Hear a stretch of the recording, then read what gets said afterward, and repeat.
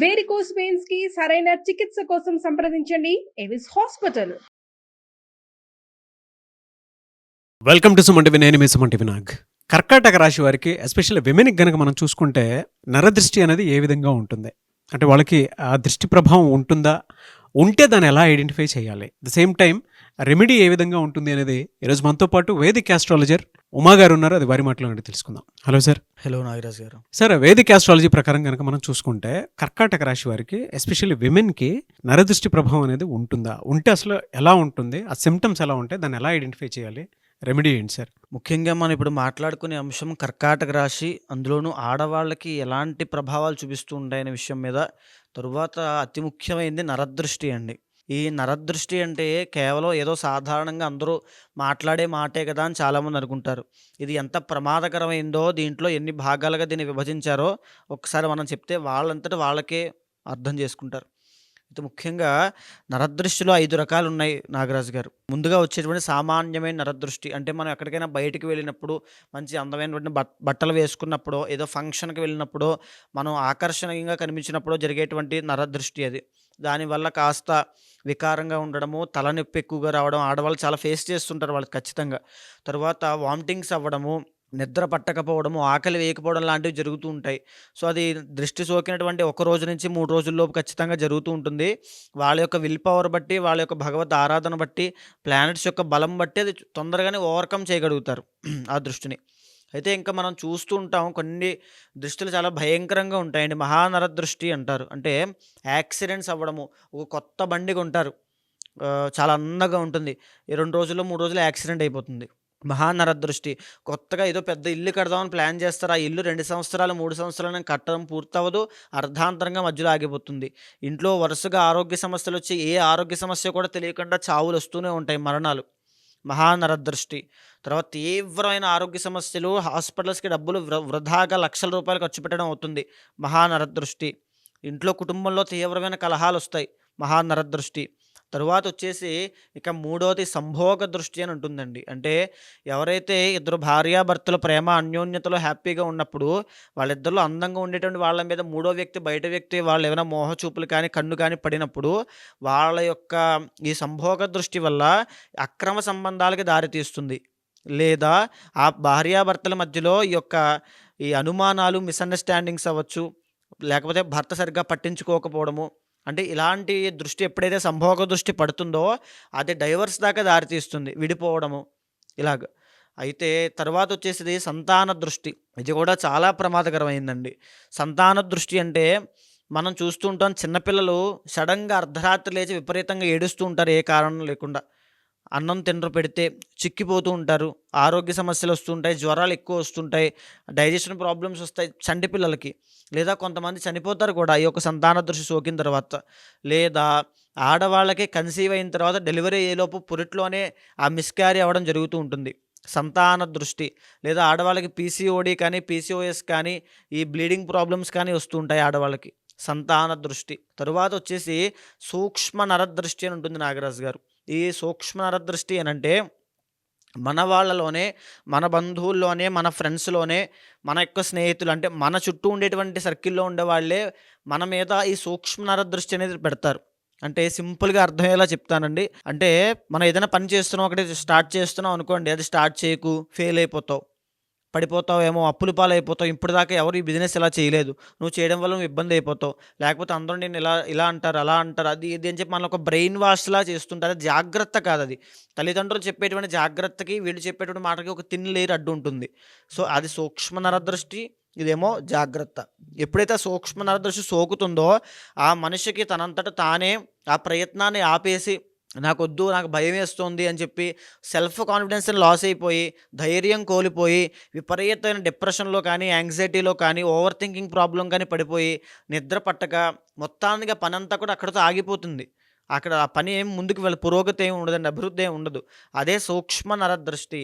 దానివల్ల మనిషి తనంతట తానే నిట్ట నిలువున కూలిపోతాడు. ఎస్పెషల్లీ ఈ రాశి వారికి ఆ సిమ్టమ్స్ ఎలా ఐడెంటిఫై చేయాలి? పలానాది ఉంది అని. జనరల్‌గా ఈ కర్కాటక రాశి వాళ్ళు మన యొక్క క్యారెక్టరిస్టిక్స్ కనుక చూస్తే ఆడవాళ్ళు ఎక్కువగా ఎమోషనల్‌గా ఉంటారండి.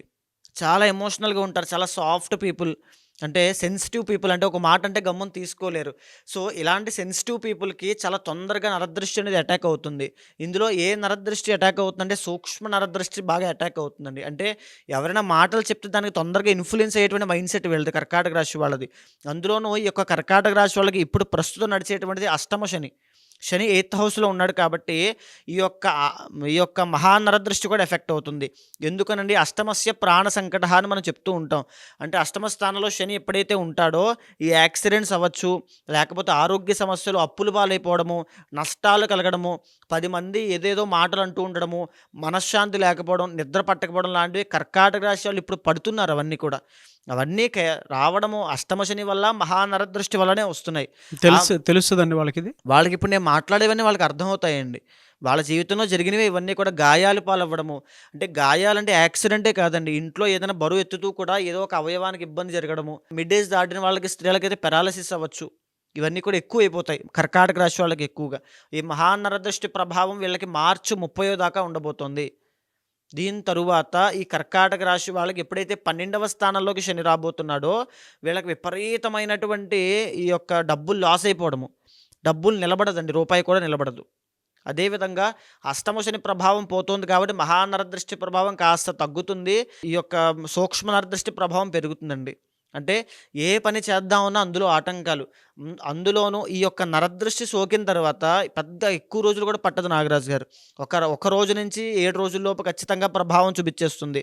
అది వాళ్ళు చెక్ సామాన్యమైన చేసుకున్నా తెలుస్తదండి? తెలిసిపోతుంది. అది సామాన్యమైన నరదృష్టి అయినా అంటే ఎలా చెక్ చేసుకోవాలి అంటే తరచూ అదే జరుగుతుందనుకోండి. యాక్సిడెంట్స్ అవ్వడము, ఆరోగ్య సమస్యలు, డబ్బులు లాస్ అవ్వడము, డబ్బులు బయట ఇచ్చినవి రాకపోవడము, ఇంట్లో ఎప్పుడు గొడవలు అవ్వడము, రిలేషన్‌షిప్‌లో అది కూడా అంతేనే. సూక్ష్మ నరదృష్టి వల్ల వచ్చేటువంటి ప్రాబ్లం అది. ఖచ్చితంగా ఈ కర్కాటక రాశి వాళ్ళకి ఎఫెక్ట్ అవుతారు. ఎందుకంటే ఒరిజినల్ 7th హౌస్ కూడా వీళ్ళకి మకరం అవుతుంది కాబట్టి కర్కాటక రాశి స్త్రీలు ఈ యొక్క రిలేషన్‌షిప్‌లో కానీ, మ్యారీడ్ లైఫ్‌లో కానీ ఇబ్బందులు పడతారని చెప్పి ఆల్రెడీ నేను చెప్పాను. సో, ఎప్పుడైతే ఈ సూక్ష్మ నరదృష్టి ప్రభావం వాళ్ళ మీద ఉంటుందో ఇంకా ఇన్‌ఫ్లూయెన్స్ అయిపోతారు. అత్తగారంటే గమ్మున అత్తగారికి ఈ కోడలికి పడకపోవడము, మామగారికి కోడలికి పడకపోవడము, అత్తగారింట్లో తీవ్రమైన గొడవలు అవ్వడము, భార్యాభర్తలకి ఇద్దరికీ పడకపోవడము లాంటివి ఈ రాబోయే రోజుల్లో ఇంకా జరగబోతున్నాయి. 12వ స్థానంలోకి ఎప్పుడైతే గురుడు రాబోతున్నాడో ఆర్థికంగా లాస్ అవ్వబోతున్నారు. వీళ్ళెవరికి ఇప్పుడు ఈ రాబోయేటువంటి రోజుల్లో కర్కాటక రాశి స్త్రీలు కనుక ఎవరికైనా డబ్బులు ఇచ్చారంటే అవి తిరిగి రావు. ఖచ్చితంగా హ్మ్. తిరిగి రావండి.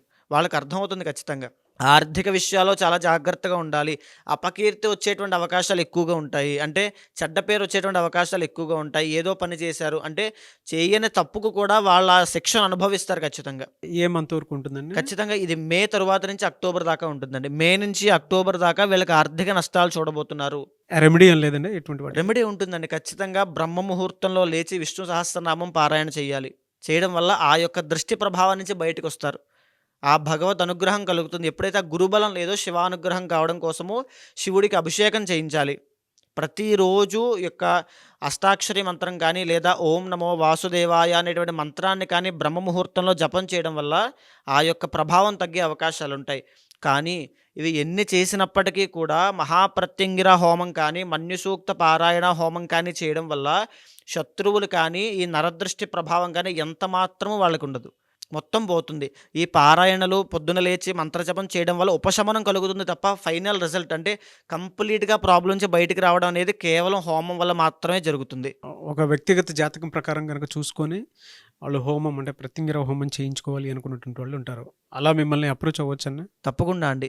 దీంతో పాటుగా ఇంటర్నల్ జాతకంలో ఏ ఏ ప్లానెట్స్ బలంగా ఉన్నాయి, ఏ వీక్‌గా ఉన్నాయి, వీక్ మూవ్‌మెంట్స్ ఎక్కడున్నాయి, దశ అంతర్దశలు ఏది D10 చార్ట్‌లో వాళ్ళ యొక్క స్థితిగతి ఏమిటంటే వృత్తి వ్యాపారాల్లో దేంట్లో సెటిల్ అవుతారంటే రాబోయే రోజుల్లో వీళ్ళు ఆర్థిక నష్టాలు చూడబోతున్నారు కాబట్టి ఎలాంటి నిర్ణయాలు తీసుకోవాలో చూసిన తర్వాత ఒక నిర్దిష్టమైనటువంటి పరిహారం చెబితే దానివల్ల వాళ్ళ జీవితం మారుతుందండి. అయితే ఈ కర్కాటక రాశికి సంబంధించిన స్త్రీలు ఎప్పుడైతే నరదృష్టి బారిన పడ్డారని తెలిసిన వెంటనే ఇంట్లో పసుపు నీళ్లు, గంగాజలంతో శుద్ధి చేసి ఈ పూజా మందిరం అంతా శుద్ధి చేసి ప్రతిరోజు కూడా ఓం నమో వాసుదేవాయ అనేటువంటి మంత్రాన్ని కానీ, అమ్మవారి భక్తులు ఉంటారండి వాళ్ళైతే ఓం శ్రీమాత్రే నమః అనేటువంటి మంత్రాన్ని కానీ ప్రతి నిత్యము బ్రహ్మ ముహూర్తంలో జపం చేయడం వల్ల వాళ్ళకు నరదృష్టి వల్ల తొందరగా ఉపశమనం పొందుతారండి. అయితే ఎంత వీళ్ళు జపం చేసినప్పటికీ కూడా నరదృష్టి సోకిన వాళ్ళు మీరు బాగా గమనిస్తే నాగరాజు వాళ్ళకి పూజలు చేయాలి అనేటువంటి ఆసక్తి కూడా తగ్గిపోతుంది.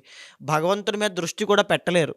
కూర్చుని 10 నిమిషాలు అలా ఆలోచించి స్వామివారి మీద భక్తితో నమస్కారం కూడా వాళ్ళు చేయలేరు. ఆ ఇంట్రెస్ట్ కూడా వాళ్ళకి రాదు. అందుచేత ప్రత్యంగిర హోమము, మన్యు సూక్త పారాయణ హోమము చేయడం వల్ల ఫైనల్‌గా మనకు కంప్లీట్‌గా నరదృష్టి అంతా పోతుందండి. ఇంట్లో వాళ్ళకి ఆ మన్యు సూక్తంతో అభిమంత్రించేటువంటి రక్షా సూత్రాలు చేతికి కట్టడం వల్ల ఇంటిల్లపాది కుటుంబ సభ్యులందరికీ కూడా దృష్టి ప్రభావం తగ్గుతుంది. మీ అపాయింట్మెంట్ తీసుకొని మిమ్మల్ని అప్రోచ్ అవ్వచ్చా? ఎవరికైనా ఏదైనా నరదృష్టి ప్రభావం లాంటిది ఉంది అనంటే జాతక చక్రం ప్రకారం వాటికి కావాల్సినటువంటి పరిహారాల్ని మీ దగ్గర నుంచి పొందొచ్చా? తప్పకుండా అండి. ఇంటర్నల్ జాతకం చూసిన తర్వాత వాళ్ళ యొక్క శక్తి ఎలా ఉంటుంది, వాళ్ళ ప్లానెట్స్ ఎంతవరకు అనుకూలిస్తున్నాయి, గోచారాలు ఎంతవరకు కూడా ప్రతికూలిస్తున్నాయి తెలుసుకొని, వాళ్ళ జీవితంలో జరిగేటువంటి సందర్భాలని, పరిస్థితులను గమనించిన తర్వాత మహావిద్య చేయించడం వల్ల తప్పకుండా చేయిస్తాను నాగరాజు గారు. చేయించడం వల్ల వాళ్ళు వెంటనే ఉపశమనం కలుగుతుంది. సో అది మీరు గనుక ఉమాగారిని సంప్రదించాలి అనుకుంటే వీడియో చూసిన వెంటనే స్క్రీన్ మీద మీకు కాంటాక్ట్ నెంబర్ కనిపిస్తుంది. ఎందుకంటే సిమ్టమ్స్ని బట్టి మీకే అర్థమైపోతూ ఉంటుంది కదా, నాకు ఈ దృష్టి ప్రభావం ఉంది అనుకునేటువంటిది. సో స్క్రీన్ మీద ఉమాగారి కాంటాక్ట్ నెంబర్ కనిపిస్తుంది, దాన్ని మీరు కాల్ ఆర్ మెసేజ్ వాట్సాప్ చేసి వెంటనే అపాయింట్మెంట్ బుక్ చేసుకోండి. ఎనీవేస్ థ్యాంక్ యూ అండి, థ్యాంక్ యూ సో మచ్ ఉమాగారు. నమస్తే అండి.